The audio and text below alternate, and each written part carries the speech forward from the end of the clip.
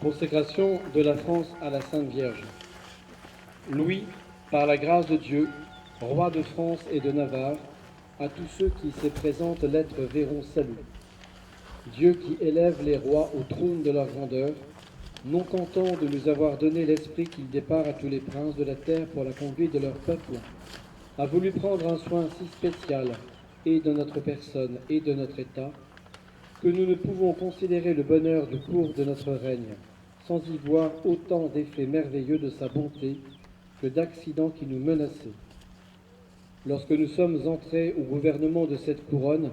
la faiblesse de notre âge donna sujet à quelque mauvais esprit d'en troubler la tranquillité. Mais cette main divine soutint avec tant de force la justice de notre cause, que l'on vit en même temps la naissance et la fin de ces pernicieux desseins. En divers autres temps, l'artifice des hommes et la malice du démon ayant suscité et fomenté des divisions, non moins dangereuses pour notre couronne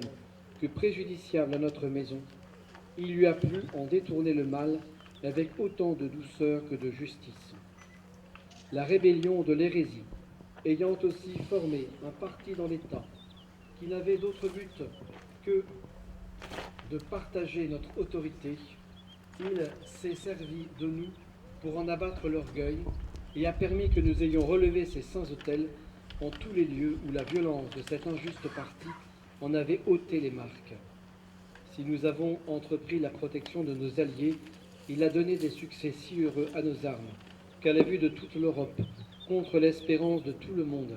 nous les avons rétablis en la possession de leurs États dont ils avaient été dépouillés. Si les plus grandes forces des ennemis de cette couronne se sont ralliées pour conspirer sa ruine, il a confondu leurs ambitieux desseins pour faire voir à toutes les nations que, comme sa providence a fondé cet État, sa bonté le conserve et sa puissance le défend. Tant de grâces si évidentes font que pour n'en rien différer par la reconnaissance, sans attendre la paix qui nous viendra de la même main dont nous les avons reçues, et que nous désirons avec ardeur pour en faire sentir les fruits aux peuples qui nous sont commis, nous avons cru être obligés, nous prosternant aux pieds de sa majesté divine, que nous adorons en trois personnes, à ceux de la Sainte Vierge et de la Sacrée Croix, où nous vénérons l'accomplissement des mystères de notre rédemption par la vie et la mort du Fils de Dieu en notre chair, de nous consacrer à la grandeur de Dieu par son Fils rabaissé jusqu'à nous, et à ce Fils par sa mère élevée jusqu'à lui, en la protection de laquelle nous mettons particulièrement notre personne, notre état, notre couronne et tous nos sujets, pour obtenir par ce moyen celle de la Sainte Trinité, par son intercession, et de toute la cour céleste par son autorité et exemple. Nos mains n'étant pas assez pures pour présenter nos offrandes à la pureté même, nous croyons que celles qui ont été dignes de le porter les rendront aussi agréables, et ces choses bien raisonnables, qu'ayant été médiatrices de ces bienfaits, elles le soient de nos actions de grâce. À ces causes, nous avons déclaré et déclarons que, prenant la très sainte et très glorieuse Vierge pour protectrice spéciale de notre royaume, nous lui consacrons particulièrement notre personne, notre état, notre couronne et nos sujets, la suppliant de nous vouloir inspirer une sainte conduite et défendre avec tant de soin ce royaume contre les forces de tous ses ennemis, que soit qu'il souffre le fléau de la guerre ou jouisse de la douceur de la paix que nous demandons à Dieu de tout notre cœur, il ne sorte point des voies de la grâce qui conduisent à celle de la gloire. Et afin que la postérité ne puisse manquer à suivre nos volontés à ce sujet, pour monument et marque immortelle de la consécration présente que nous faisons, nous ferons construire de nouveau le grand autel de l'église cathédrale de Paris, avec une image de la Vierge qui tient entre ses bras celle de son précieux Fils, descendu de la croix. Nous serons représentés aux pieds du Fils et de la Mère, comme leur offrant notre couronne et notre sceptre. Nous admonestons le sieur archevêque de Paris, et néanmoins lui enjoignons que tous les ans, le jour et fête de l'Assomption, il fasse faire commémoration de notre présente déclaration à la grande messe qui se dira en son église cathédrale,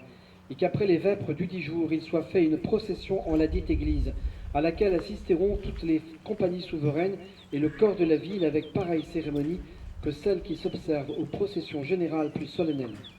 Ce que nous voulons aussi être fait en toutes les églises, tant paroissiales que celles des monastères de ladite ville et faubourg, et en toutes les villes, bourgs et villages du dit diocèse de Paris. Exhortons pareillement tous les archevêques et évêques de notre royaume, et néanmoins leur enjoignons de faire célébrer la même solennité en leurs églises épiscopales et autres églises de leur diocèse, entendant qu'à la dite cérémonie, les cours de parlement et autres compagnies souveraines et les principaux officiers des villes y soient présents.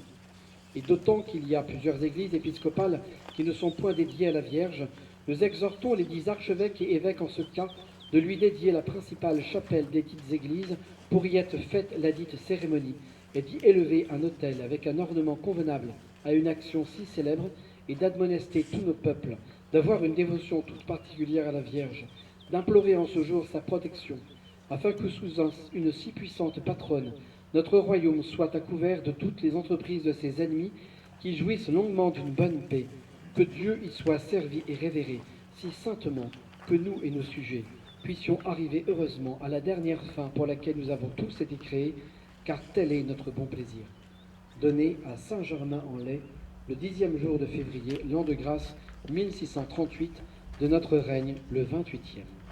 Oui.